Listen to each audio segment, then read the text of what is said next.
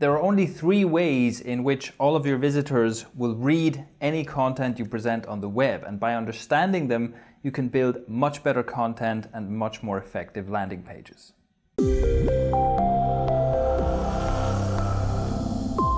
Hey, I'm Shane from Thrive Themes, and the 3 ways in which visitors read any content.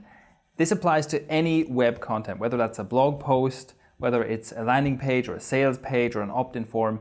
Anything you present on the web to a visitor will be seen in one of 3 ways. So let's get started right away. The first one is the most obvious one, which is that a visitor reads everything. They start at the top left and they end up at the bottom right, having read every single word on the page.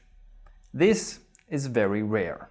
Of course, you have to create your content in such a way that it can be completely read, and that if someone reads every single word, it makes sense and it's coherent and it's good to read. But you also have to keep in mind that almost nobody does this. This is the rarest case that someone will actually sit down and read everything you wrote.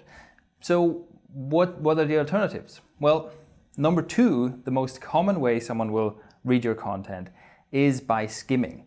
And the way you can imagine that working is that essentially they will scan through the page looking for things that grab their attention. And such things can be large headlines, images, bold bits of text, highlight boxes, and buttons. When someone skims through your page like this, they will basically be looking for something that convinces them to invest more time. And you should always think of your visitors in terms of you have to win them over first. Even if they are even if they're return visitors from your mailing list, even if they're already fans, everybody has much more stuff to do than time to do it. So you always have to give people a good reason to start paying attention and start engaging with your site. What's most likely going to happen is that someone comes along, they start scanning through your content until something like a subheading or an image jumps out at them and grabs their interest, and then they might start moving up and down the page from there. Depending on how well you can engage them with whatever caught their attention, they might then go back at some point and become the top to bottom reader of your content, or they might continue skimming until they feel like they've gotten all the content that is important to them. Finally, the third way in which visitors will see your content is what we could call extreme skimming. That's, for example, for cold traffic, when someone really doesn't know yet whether they want to spend any time on your website, whether there's anything there for them at all.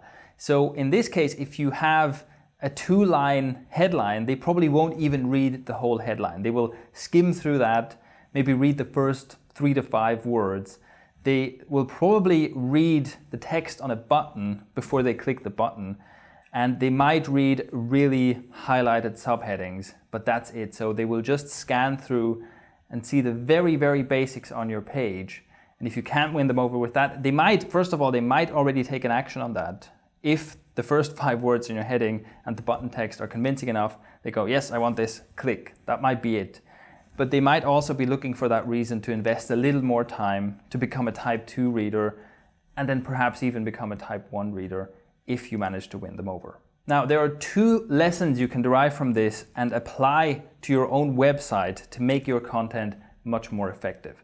The first is that you should always do a proofreading session where you skim through and see if that still works. Because obviously, if you're doing proofreading, you're always reading the whole thing. And it's easy to forget, especially if it's your own content and you're very familiar with it, it's easy to forget what that might be like, what it might be like for someone to jump halfway down the page and start reading in the middle.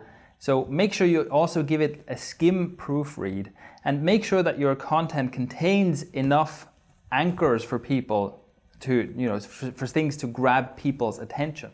So make sure you always do a skim proofread as well, and make sure you have enough elements on your page that are there to grab the skimmer's attention. I will also link to another post with a detailed plan on how you can do this for your content. So that's the first thing to do. And as an example, if you have an opt-in form, look at it and look only at the heading and at the button text and ask yourself, does this still make sense? Can I make sense of this and take an action on this without having to read every single word? And if the answer is no, you should rewrite it and change it so that it is also suitable for those who don't read everything. And the second important thing is just the realization that Whenever you have a large block of text, whenever you have a lot of text on a page, that's a lot like having no text at all, because most people will simply not engage with a large block of text unless you've already won them over before. So that's another way, almost like a filter for you to look at your content and ask yourself, if I ignore every large block of text here, will there still be a reason for me to engage? Will there still be something that makes me understand what's going on and makes me want to read more? So those are the 3 ways in which people read your content and how you can apply that to your own business. If you have any questions or comments about this, just leave a comment below. And of course, if you enjoyed this video, we'd appreciate if you would share it. Thanks for watching, and I'll see you next time. All right, hand me a random question. The random question is, would you rather be a Jedi or a Sith? And the obvious answer to me is that I would rather be a Sith, because as far as I can tell, all of Star Wars is just propaganda. Clearly, you know, the whole idea that you have, the Jedi are always, they're always so good, and the Sith are so evil. Like they wear black and they have horns coming out of their heads and stuff. It's like, clearly that's like, you'd imagine that's how Kim Jong-un would talk about Americans, right? And there's clearly a bias there. So, and then the whole thing with Jedi having to suppress their emotions and all that stuff, there's clearly more going on there than we have seen in the propaganda movies that are titled Star Wars. So yeah, I'd definitely be on the Sith side.